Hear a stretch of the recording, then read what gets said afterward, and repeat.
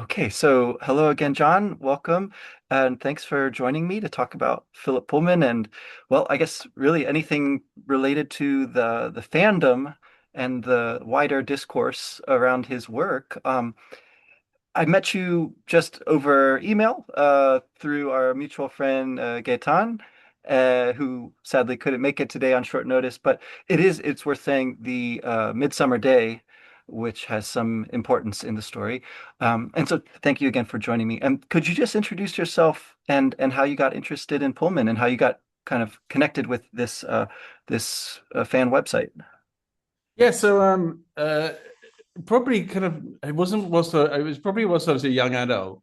Maybe I mean I'm just coming up to 50 now. So probably about 15, 20 years ago, I got introduced to the books by a friend. Pretty shortly before the Golden Compass film came out, Okay. which if you talk to Simon, who works with Gaten, you'll get a lot of insight into his connections to the film and working with the director. Cool. Um, so yeah, I got into it at a later age. I became completely obsessed with it. And one This is a great story actually. It's very Philip Pullman. So I hope this makes sense. So at one stage I was living down in Bristol, in the west of England, on a kind of old street there, on a kind of I don't know, it could look like old London or something like that. Mhm. And I stepped out the door of my flat onto the street, um, and I saw a very young girl in a blue dress running by being chased by a group of men, uh, and a camera. So just to put some context there, it was Okay. uh, uh, and I walked down the street, and I was really really kind of bemused about what was going on, and maybe someone was filming something. Yeah.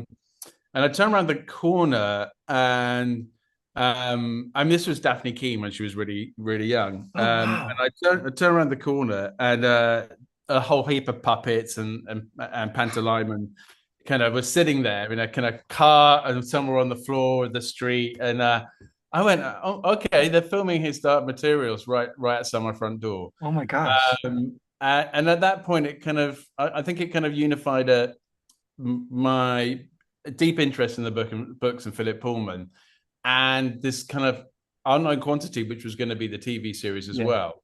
So I set up a Twitter account, come from scratch, and I think it became kind of the biggest independent source for His Dark Materials and the series, especially Okay. outside of anything official, which just purely dealt with insights into His Dark Materials, everything that was going on in that kind of period of time where the fans were kind of eagerly awaiting to see what the Mhm. adaptation would be like. And through that, and then moving on to sort of the Book of Dust being published, and going to the launch with Philip Pullman, he was speaking. Mhm. By that time, I'd made contact with Gayton and Simon, and we chatted and chatted. And Gaetano, who is a wonderful guy, who's so I mean, when you speak to him, you'll get a very different vibe from him too. Okay. Super super into the books, probably the number one fan in the world, if you could put it that way. Wow. And I'm sure he'll love me saying that. And it kind of just happened organically. Gaetano got hold of me. I found a copy of the script of the series on the street in Bristol at another time. They were filming around where I worked. And I kind of found myself immersed in His Dark Materials, whether I liked it or not. That's wonderful. So that kind of just fired me up to do something a bit more engaging with the fans, Mhm. for myself and my own interests, and kind of expand my own knowledge of the lore and the books, and be able to share something back. So yeah, yeah. That's awesome. I am not very plugged into Twitter, um, but it's really cool to hear that you were a source for a lot of information about the series, right? The BBC, HBO Yeah. a Yeah. collaboration. And I guess that makes me immediately curious, since you mentioned the Book of Dust. Do you have any inside information about future adaptations? Are they going to continue working within the worlds of Philip Pullman? Or can you say? I mean, yeah, I know Philip Pullman. and I wasn't able to make it to a British Museum event recently, where he was talking about his love of fairy tales Hmm. and folklore. And he mentioned that something along the lines that he didn't think he was quite done with Lyra yet. Uh-huh. I don't know what that means. Maybe there was a little bit of a nuanced kind of understanding and kind of acknowledgement from him that I'm. It was a complicated ending for some people Mm. of the Rose Field, and maybe not everyone had got what he was trying to do. I think that was the vibe of what he said, and Yeah. I have to give credit to Simon Gibbs, who was in attendance, who shared that with me. So there is, I think there is hope for some more of Lyra's adventures. I'm not sure. You never know whether that's going to come true or not. Right. Yeah. And I think there are some very early stage talks potentially going on between Bad Wolf and Philip Pullman, Mm. but no one knows where they've got Okay. to. I know they were deeply invested with continuing the story, having spoken to Jane Tranter, the director of Bad Wolf, who Mm. obviously produced the trilogy for His Dark Materials with the adaptation, and she was very very keen to go on producing the further books. Yeah. But at the time, the Rosefield wasn't out, so it was like, well, we probably need the whole trilogy before we start adapting it. That's yeah. One insight I could give you about how they adapted the first three books anyway was Mhm. they literally started from the end of the Amber Spyglass. They Right. said, if we're going to do this, we're going to track it back. We're going to start right at the end, hope it will, we'll get the three series, and we're going to write it backwards to make sure that we've got everything in sequence. So they really went, there was a really kind of holistic view of how to adapt the series, with the hope that it will always, take flight and they get the three books to adapt. Yeah. I think some of the scenery and some of the sets they designed, the first things they designed was the Land of the Dead. So Uh, just goes to show how confident they were. that's that's really interesting. Yeah, thinking about the adaptation process is kind of overwhelming, but I will say part of the impetus for me digging into these books so much was my, dream is to see them adapted, taught in schools, kind of like expanding this world and its points of contact with our reality. I mean, a kid running down the street as they chase her and filming it, that's like an extreme example. But having more points of contact for people to meet these books, to meet these characters, right? Since they're not going to be brand new and exciting forever, right? Will they become classics? Will they, pass into the kind of the atmosphere that people grow up with the way some of these classic fantasy books do. That's where I'm sort of curious. And so Mm. speaking about the producer Jane Tantrell, is that her name? Tranta. Trentel. Um, have you had a chance then to learn much more about her kind of vision for the project as a whole? Does she want to uh, ultimately include more of the companion books as well. I know that there's, some bits and pieces of sort of lore outside of the original series that makes its way in, like the Belle Sauvage sort of scenes of Lyra arriving, at the college and things like this. Yeah. I mean, I don't think any of the Gates and Simon and Gaetano had a chance to really catch up with Jane. We did briefly after the end after the third series came out, but that was a time where really the final series of His Dark Materials was still in play. Let's Yeah. say, so the focus was on kind of finishing off the engagement, giving that time and space, concentrating on explaining how the scripts were written, how they made the choices they did with the final with the Malefa, Mm. how they got that to work with the kind of montage, and why they didn't go for the sort of diamond shaped bike frame kind of creatures. They mocked them up. They had a BMX bike or something like that, a rally bike here, with tires on. They put an elephant's head on the front, and they looked at it and said, "This is never going to work." So that was why they. So I think sometimes when the fans say, "But it's not like the books," I mean, there are real reasons Yeah. behind it for practicalities and making it work. So no, I mean, we haven't had much contact with them. I don't think as a group, and I think it'd be something they wouldn't share much about. Hmm.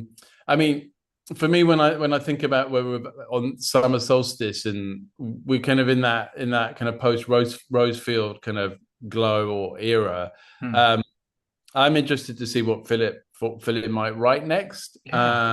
what he wants to concentrate on thematically, um, and understand that kind of. I mean, obviously, His Dark Materials is based on a epic on epic writing, on the epic mode of storytelling.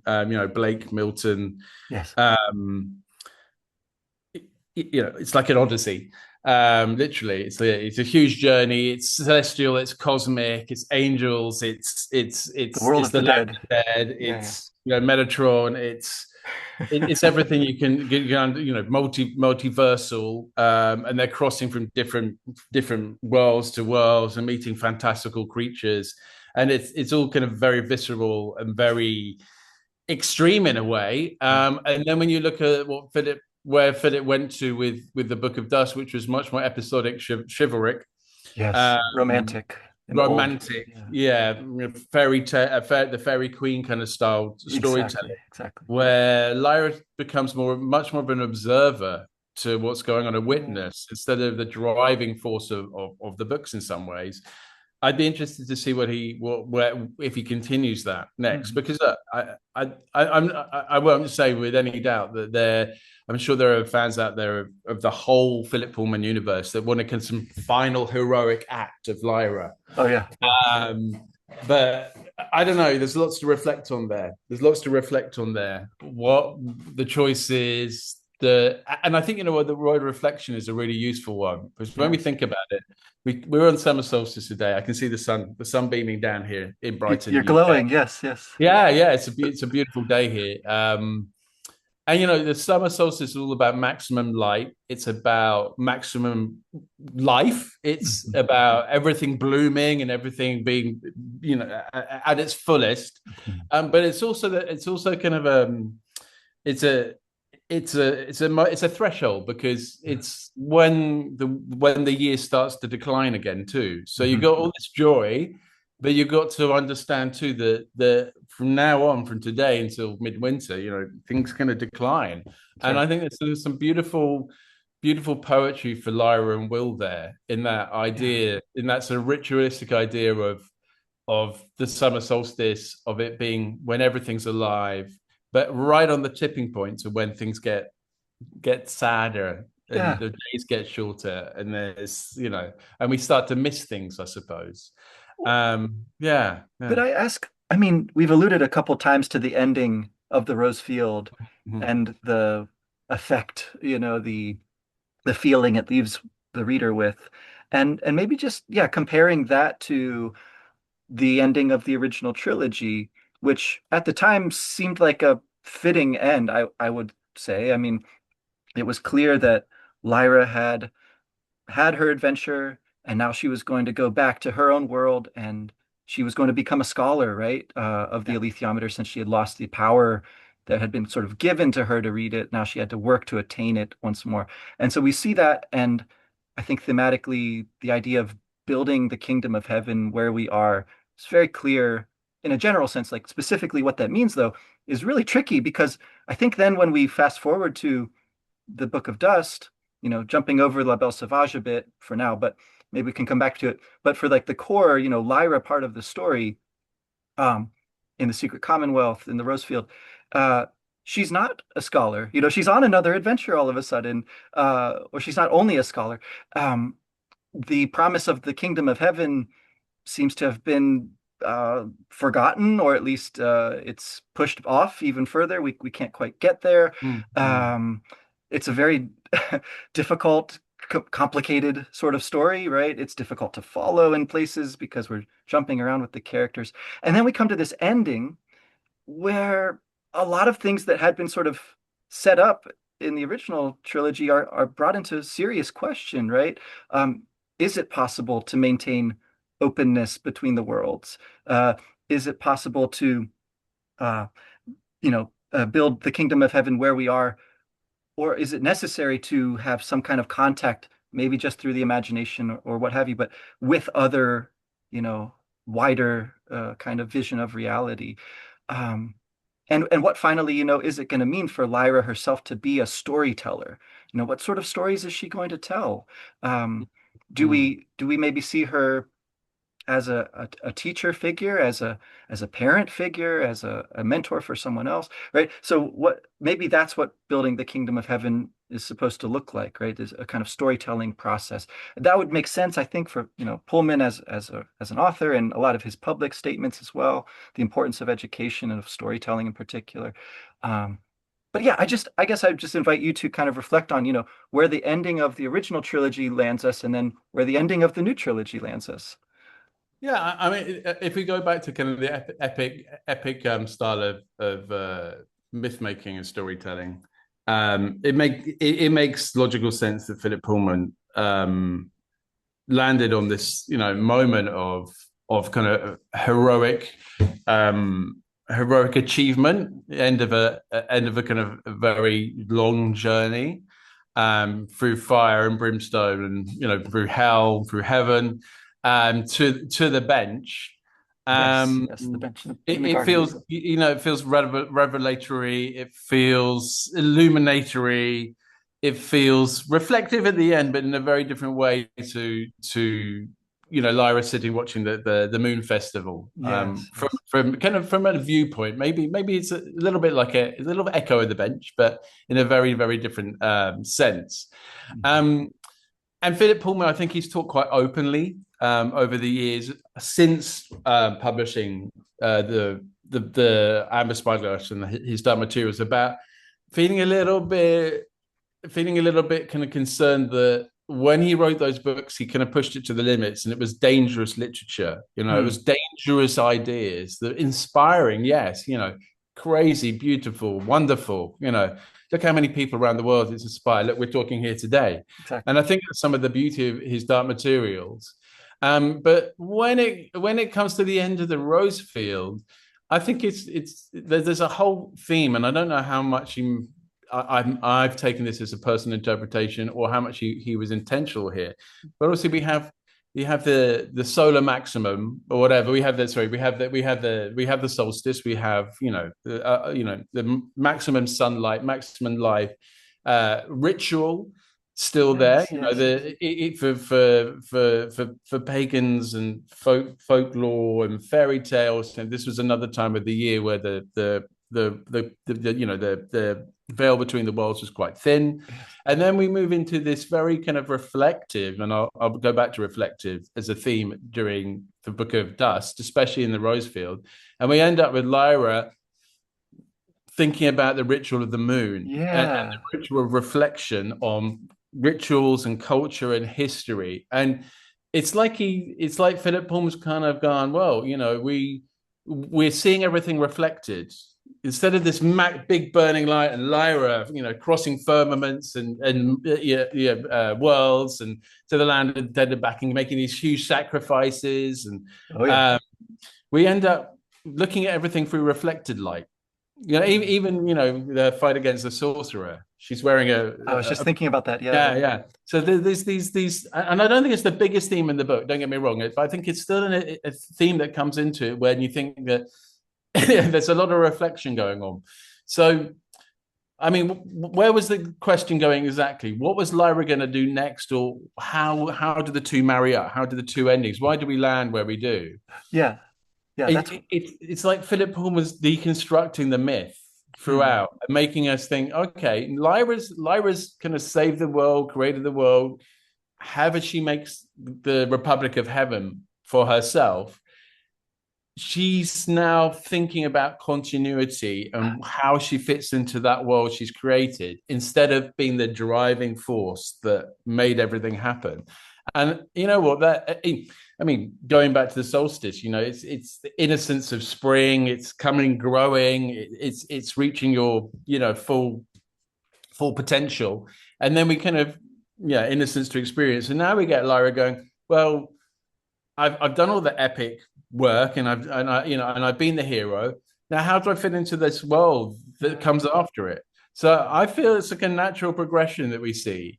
We see it. We see Lyra coming to terms with the fact that sure, okay, we don't go into Republic of Heaven like Azrael's idea of the Republic of Heaven, Right, right. but we come to terms with the kind of modern world and the way the world's going, and the pressures and the sort of erosion of romanticism in a way. Hmm. About we get reflections of mythology, we get the griffins, but it's not quite, they live in a slightly strange world. Right.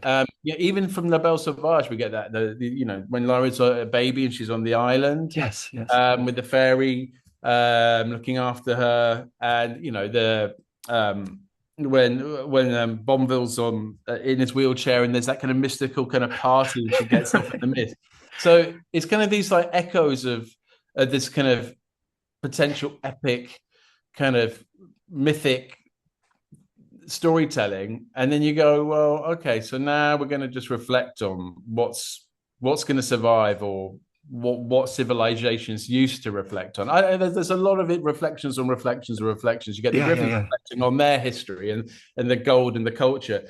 You got Mustafa running his business. It's all Hmm. about contracts and money, and we get the gold of the lithium boil down into something that someone can use to pay for something. I mean, obviously there's all those kind of ideas there, but what strikes me most is exactly that question. What is Lyra going to talk about? What's she going to say?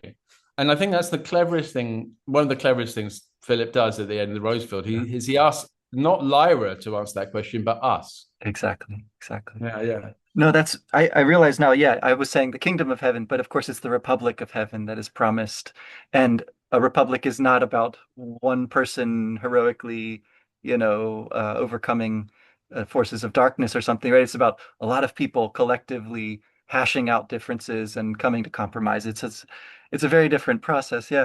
And I really love the idea of the various ways in which reflection is both an image or symbolic kind of metaphor in those stories, but also the kind of activity that the story is inviting us as readers to engage in, right? It's aware of the previous trilogy, of course, and it is consciously modifying certain things and maybe unconsciously, slips of the mind or slips of the pen, changing things that had been mm, mm, sort of established. Um, yeah, yeah, but I find so maybe if we kind of focus in for a bit now back in La Belle Sauvage, right?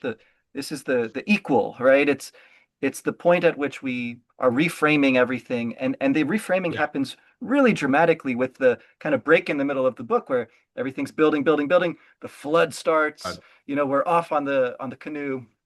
La Belle Sauvage, right? The name of the vessel. And then we're kind of getting into fairyland. More and more things, a strange secret commonwealth sort of things start to Yeah. happen. Um, and I guess one really amazing scene there, before everything really strange happens, is when Lord Asriel shows up. He's almost a kind of ghost because he's dead in the terms of the earlier story. Of course, this isn't his past or whatever, but Yeah, yeah, for the reader, it's like seeing a ghost. And the same happens with Mrs. Coulter when she appears briefly in this otherwise very safe setting of the house in Jericho, right, where they have yeah. their conversations about literature and ideas. And I guess it's these moments where Pullman is kind of rewriting these characters. He's had a lot of time to think about them and wonder, what made them into the people that they are in those stories. And so seeing Asriel interacting, with the nun and then carrying Lyra around in the moonlight, um, seeing Mrs. Coulter uh, as she is sort of sleuthing out, how much do these people know and how can I find out the destiny that my Mm-mm. daughter has, it's just sort of building in that moment. Um, yeah, I wonder, yeah, what other moments and what other changes and things are you thinking about in La Belle Sauvage in particular, as we're sort of setting up this Book of Dust narrative?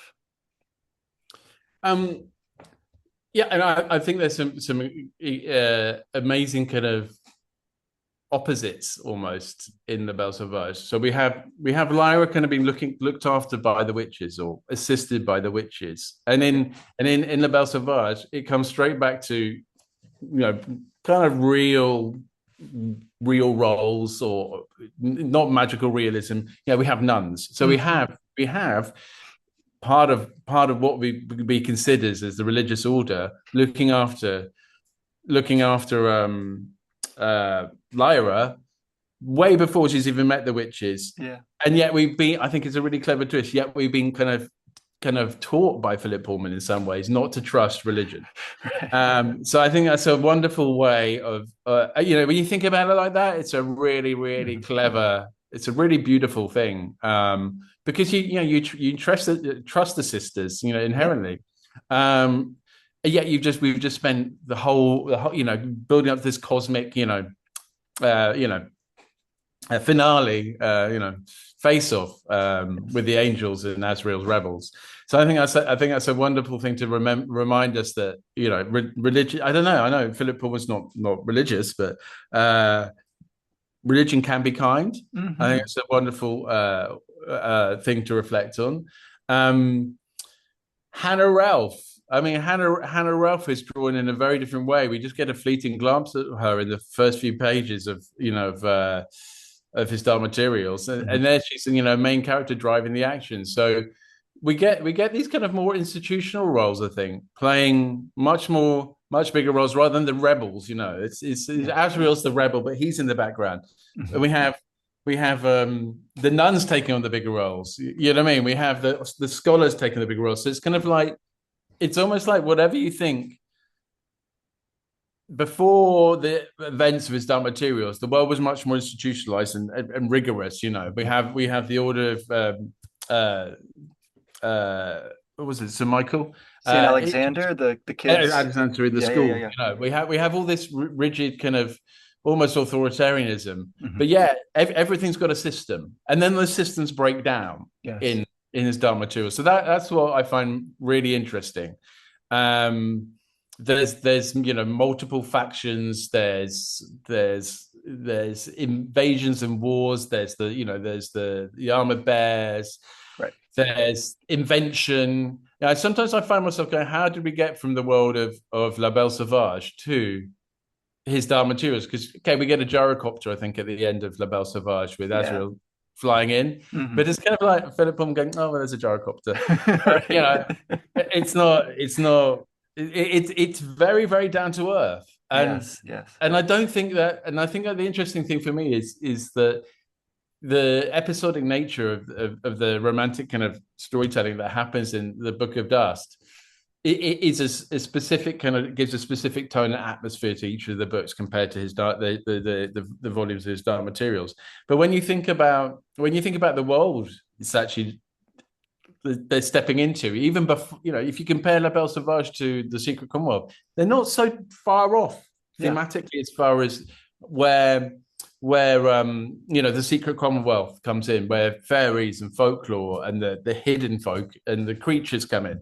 Whereas in His Dark Materials, it's like this huge, cosmological dance with all these characters who are Yes. really kind of extreme in invention. So I think there's a reflective element there too, where people was kind of just going, hang on, I'll get it. It feels restrained.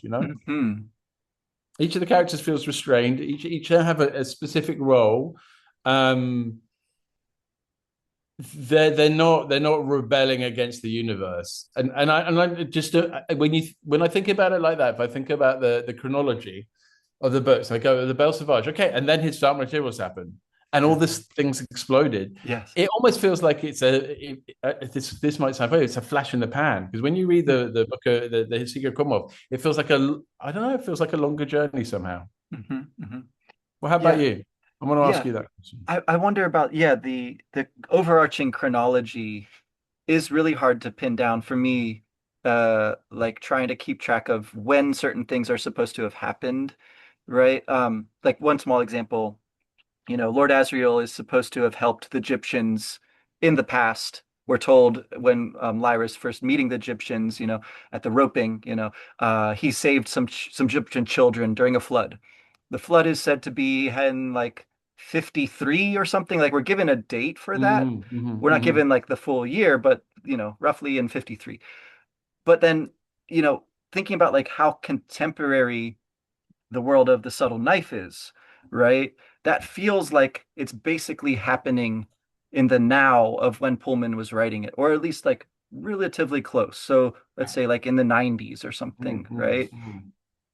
Um, if there's a continuity of sorts across the different worlds, which is a big if, then there's really no way that Azrael could have been, saving Egyptian children 40 Yeah. years earlier or something, right? Yeah. Uh, and still have been a young adventurer sort of guy when he's carrying Lyra around in the moonlight at the time when the flood is about to happen. It just I'm trying to Yeah. sort of Yeah. piece that together. And maybe it's like a stubborn sort of wish for continuity on my part, which, maybe Pullman is not really that interested in these things. And anyway, so then thinking about like the duration of the journey, there's elements of the movements of characters that just don't make any sense. The way that in the Amber Spyglass, somehow Mrs. Coulter, gets from over here capturing Lyra and then like way over here to the Himalayan mountains, somehow she's in her cave and she's yeah, already sort of a legend in that area. Like people are telling stories about her. Um, it's just it doesn't it doesn't work unless there is some very magical process at work in the background all along, right? That Azriel is in contact with, that Mrs. Coulter is in contact with.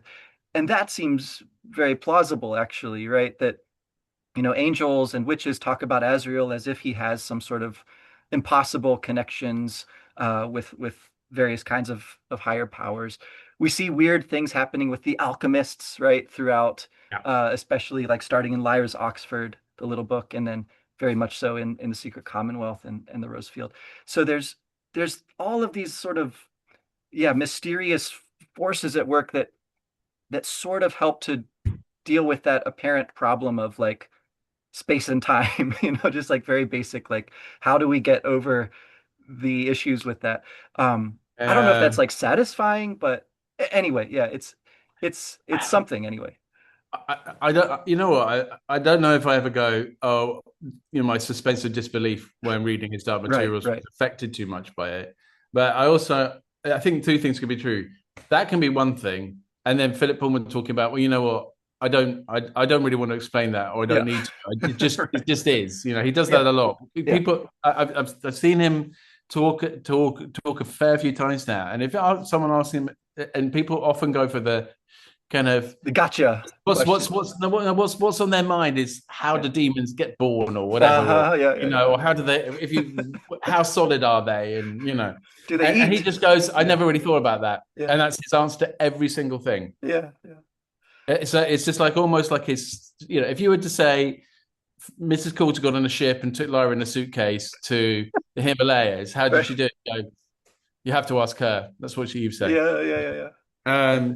So I'm not sure if he's only from kind of that data firsthand a few times. I'm not sure if he's that intentional about the magical elements, but that's just my personal reading, because he's kind of flippant about it. It's like, well, they would have just got there, whatever, however they got Right. there, they got there. Right. Um, and I don't know. Sometimes I find it's like one of those great things with fantasy if you can get away with that. I mean, I know, Exactly. you see every move of the Fellowship in Tolkien, but Exactly. To the but at day. the Yeah. same time, sometimes you go, well, the Eagles could have just taken them there, or behind the scenes, or whatever, and you start. And I don't know if I want to go down a rabbit hole there. Yeah, yeah. Um, yeah, yeah. I Well, just think it's interesting. I think it's interesting, reflecting again on reflecting again on summer solstice is how Philip Pullman isn't he's known to not be religious, but he's very ritualistic. There's a lot of rituals mhm. in all the books. There's magic spells. There's shamanism. There's Midsummer's Day being they have a rich yearly ritual rather than a reunion because they can't meet. When Right. you think about it, it's a ritual they have. And then the ritual, we end with ritual in the last book of the Rosefield, and I think it's a really interesting the ritual, the curses on the griffins, the Mhm. ritualism about gold, in their society. Loves to talk about ritual. So yeah, I mean, you could say, indecision's a ritualistic thing because we know that comes from, other real life religious, Hmm. constructs and concepts, especially in in the Christian world. Hmm. So there's a lot going on about ritual. It's just, it really just seems that Lyra's a hero in the His Dark Materials, but when people maybe were hoping that she'd be the hero of the Book of Dust trilogy, he gives her understanding instead. That's what he gives her. That's the gift. Gives her that deep understanding of the world around her, and she starts to learn. So I think that's the wonderful thing when you start to see her as an observer.